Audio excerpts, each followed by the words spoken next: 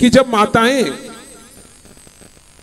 एक महीने में 27 दिवस तक यदि भोजन बना करके अपने स्वामी और अपने परिवार को खिला सकती हैं, तो 3 दिन तक यदि उनके पति देवता ध्यान रख लें और रसोई घर का कार्य करके थाली स्वयं जमा करके उन माता जी को दे दें, तो हमारा धर्म बचा रहेगा। कम से कम उस समय 3 दिवस तक किसी स्त्री को रसोई घर में प्रवेश नहीं करना चाहिए, क्योंकि एक बार माता अन्नपूर्णा आपके रसोई घर को छोड़ के चली गई तो समझ लेना कि उस रसोई में अब अमृत तुल्य भोजन नहीं, विष तुल्य भोजन हमें प्राप्त होने वाला है। जहां पर देवताओं की मूर्तियां तो चाहे मंदिर में कितनी रख लो, घर के मंदिर में, पर सभी जितनी भी प्रतिमाएं हैं भगवान की वे भी निस्तेज हो जाती हैं, और आप चाहे कितने भी मिष्ठान बना करके भोग लगाओ, वे सभी मुखारविंद को मोड़ लेते हैं। घर हमारा चाहे महल हो या झोपड़ी क्यों ना हो, सबसे पावन स्थान कौन सा होता है? सबसे पावन स्थान हमारा घर का रसोई घर, और रसोई घर में भी सबसे पवित्र स्थान जहां पर हम परिंदा बनाते हैं, जहां पर जलपात्र रखते हैं, मटका रखते हैं जलपान करने के लिए। कहते हैं कि चांदी के लोटे में जल भर करके रखोगे तो भी पितृ पानी नहीं पीते, पर जो हमारे रसोई घर में जो परिंदी पे रखी हुई मटकी होती है, पितृ आते हैं और उसका जल अवश्य पीते हैं। ऐसे सत्कर्म करें।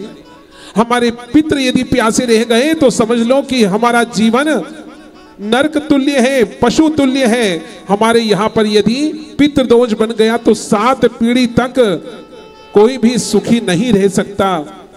अन्न, धन और कर्म सारे नष्ट हो जाते हैं, दरिद्रता का नाश कभी हो नहीं पाता। इसलिए पितृ शांति के लिए फिर हमें कई प्रयोजन करना पड़ते हैं। कई प्रकार की वार्ताएं होती हैं माताओं में। कहते हैं कोई बात नहीं, हम छूले वस्तु को चलेगा, जब ऋषि पंचमी का व्रत करेंगी ना तो हमारा प्रायश्चित हो जाएगा। पर ऐसा करना ही क्यों है?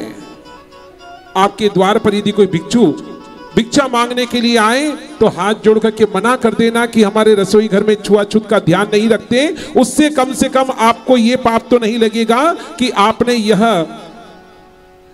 अपवित्र भोज्य किसी दान मांगने वाले भिक्षु को दे दिया है।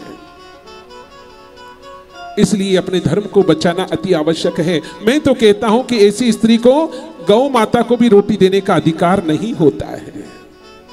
तो सबसे पावन स्त्री जब वह गर्भवती होती है, कहते हैं कि जब हम आसन पर बैठ करके स्नान करने के बाद जब आसन पर बैठ के पूजा पाठ करते हैं, माला जपते हैं, तभी भगवान प्रसन्न होते हैं। ऐसा नहीं है। जब स्त्री गर्भवती होती है और वह शयन करने के लिए पलंग पर लेट गई है, फिर भी नींद नहीं आए और लेटे लेटे भी वो भगवान का नाम ले, तो भगवान तो उससे भी प्रसन्न हो जाते हैं। क्योंकि हर गर्भवती स्त्री को भगवान स्वयं देवकी और यशोदा मैया का स्वरूप मान करके उनकी बातों को सुन करके गदगद हो जाते हैं।